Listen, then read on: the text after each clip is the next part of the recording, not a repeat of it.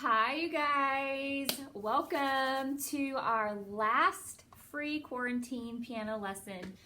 This is lesson 7, and today I'm really excited because I am answering your guys' questions today about playing. I've had a video sent in and also another question sent in about a chord chart. So if you guys have questions as you're hopping on today, I'd be happy to answer those. You can scroll to the top of the feed on Instagram and request to go live. If you are on Facebook, you can post your questions in the comments below. So basically, the purpose of today is to wrap up everything that we have learned in our lessons and to give you guys the next step that you need in order to keep growing and keep playing. So I'm going to start off by reviewing what we've learned so far so you guys can know where you need to be up until this point, okay? So in the first lesson, we went over the notes on the piano. We talked about sharps and flats, whole and half steps. These are very important. The lessons do build on themselves. So if there's one thing that you didn't get to quite learn, you're not quite comfortable with, make sure that you do go back and learn that. For the second lesson, we were talking about your scales. I showed you the formula for playing a scale. And, Crossy, tranquilo. Crossy, tranquilo, come here. There are workers standing right outside our window. And you know how dogs are when workers like stand right outside your window? They're like barking. Cross thinks they're on his property. And then we built all of your skills, and that is foundation for the next class, which we talked about in lesson 3, turning your skills into numbers. I would love to know in the comments below how many of you, Crossy, tranquilo, ¿qué tienes? Come here. Come here. Don't make me hold you while I teach. You want to say hi? You want to say hi? He went for a 2-mile walk this morning and he looks so tired. So how many of you play by number? Playing by number is going to make such a big difference in your playing, guys. It's going to revolutionize the way that you play. Trust me, trust me. And then in lesson 4, we went over major chords. I showed you guys how to build those. I showed you how to play all of the different inversions. And then we went over playing the 1, 4, and 5 of each scale. I feel like I have to sneeze. Why is this coming on me on live? That was a sneeze. Okay, Emma, hold on. Okay. Bless me, bless me. Emma says, yes, I do. She plays by number. That's great. Okay, in lesson 5, we talked about minor chords. Now, your minor chords are going to be primarily your 2, your 3, and your 6 of whatever key that you are playing in. And then last week, I went through and showed you guys the easiest way to play songs, kind of how to put all of that information together. You want to make sure that you are finding the inversions that are closest. Crossy. Hey, come here. Let me grab him really quick. You can't keep barking. You got to be quiet, okay? I know. The workers always come the same time every day, and you want to bark. So it's important that you play inversions that are close together because then your hands aren't like jumping all over the place, right? You don't want to actually have to pick your hands up when you play because what that does is you'll lose your spot and you'll mess up a lot easier, okay? So finding your inversions that are close together is going to be, it's going to make a big difference. It's going to kind of ground you to a certain spot when you're playing and make your mistakes almost minimal. Okay, so today I got a video in from Jamie. She sent me a video on Instagram, and I'm just going to play that really quick. And then Jamie, I'm going to give you some tips on what to do. So she said this is what she's been working on. Okay.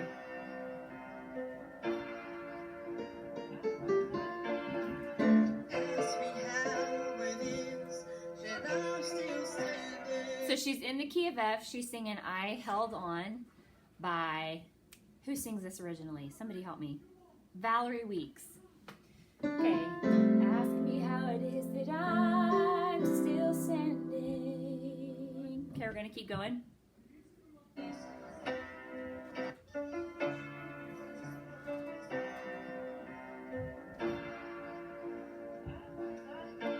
Okay, so the very first tip that I would give you, Jamie, is to find a drum loop to practice with. Okay, and I'm going to show you why that is important. Let's see. How many beats a minute do you guys think that is? 70? Let's see how close I am. Ooh. Kind of close. This is a little faster, but we'll run with it. Okay, so when you play with a loop, how it is that I'm still standing.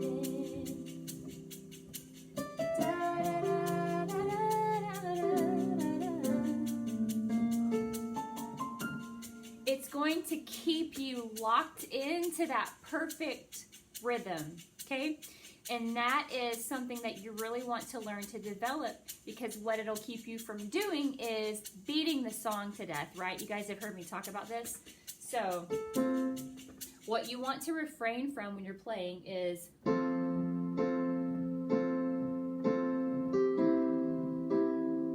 now that's a good start, and it's a good way to develop your rhythm originally. But after you have learned that technique, I want you to push yourself a little further, download a drum loop, and practice without it so that you're not, as I call, beating the song to death.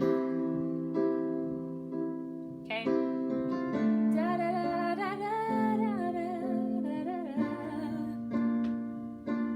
So you don't want to have to keep the rhythm on the piano with your chords. It limits you, because if you're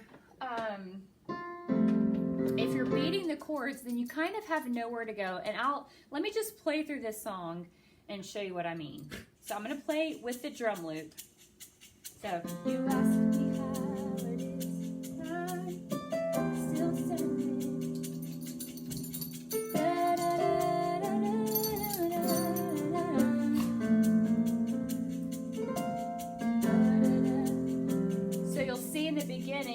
I'm not really playing a whole lot. I'm letting my sustain pedal do a lot of the work. I held on when the storm was over. I don't claim to be a hero. I don't really know the song, the words. I held on.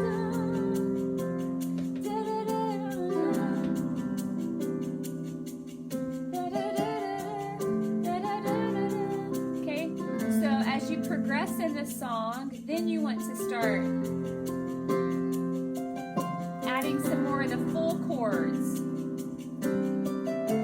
instead of just rolling notes up. Okay, you're going to add more of the full chords, so it gives you somewhere to build, right? So then I held on.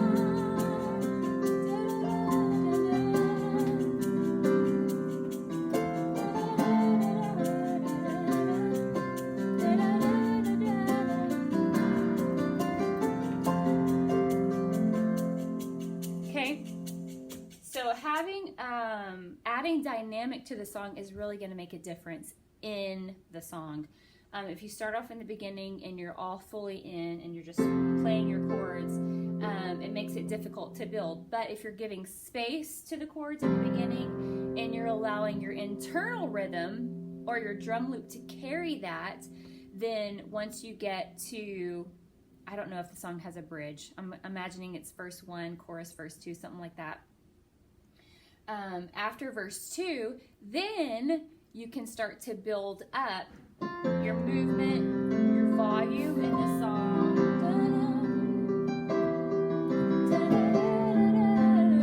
Play more of your full chords. Don't have all the answers. I held on.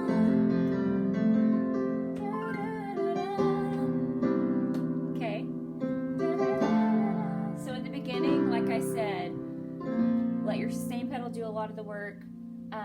Take your chords, break them apart, and just roll them up the keyboard. I held on. You Held On is a great song, but I don't want you to hold on to your chords right here, okay? So let the lyrics speak for themselves, and you play in a way that complements what's being sung by letting go, okay? The irony of that's kind of funny. But let your hands go all the way up the keyboard, right?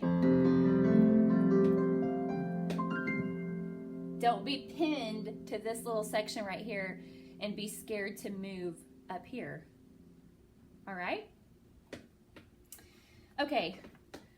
So Jamie, I hope that helps you. The next question I had gotten was from Amanda. She had sent me the chord chart of Draw Me Close.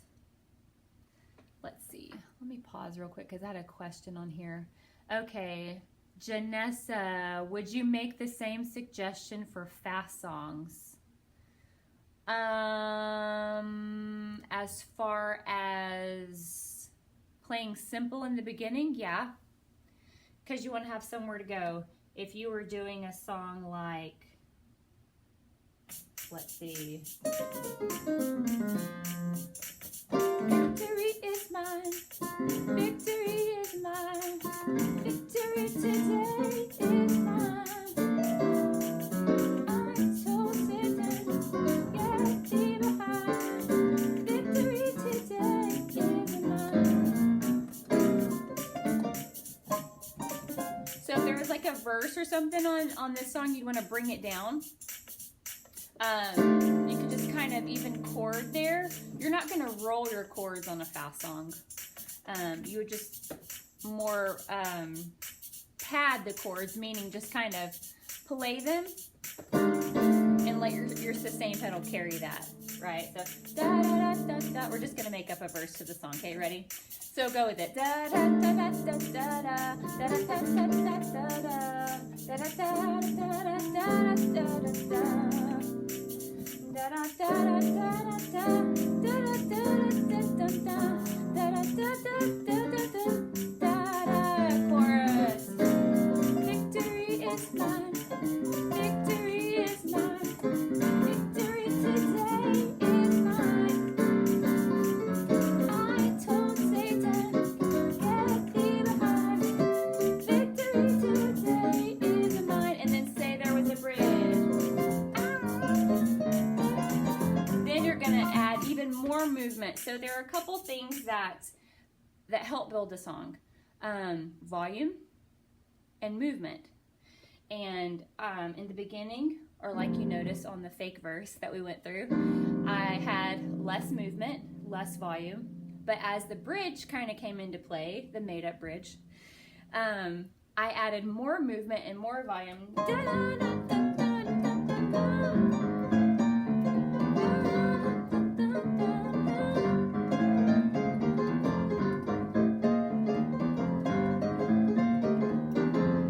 Played this on the verse, I have nowhere to go. Does that make sense? I've maxed myself out. I've reached my limit. So when it comes to building the chorus or the bridge, I have nowhere to go because I can't build the song anymore. I cannot play any louder than that. So, okay, I hope that helps. Okay, so Amanda had a question about the song Draw Me Close. And she was asking why the B minor sounds like it doesn't go there. So she's in the key of A. Draw me close to you. I'm going to try to play it like this chord chart. Never let me go.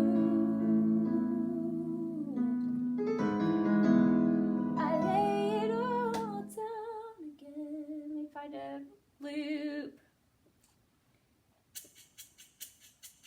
Okay, to hear you say that I'm your friend.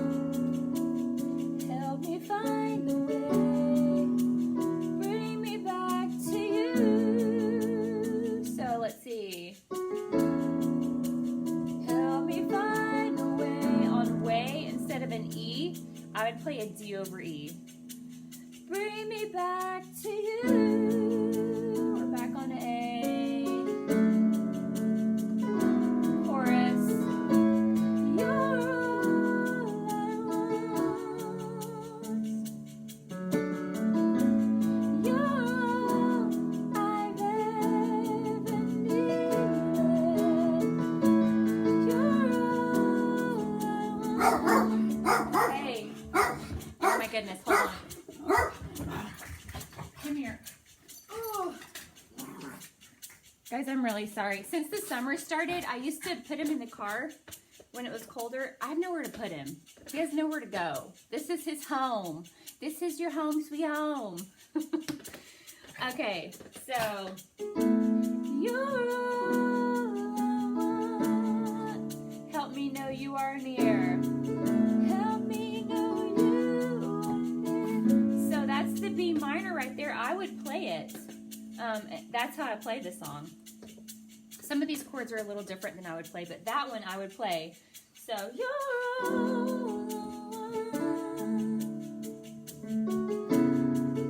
Help me know you are near.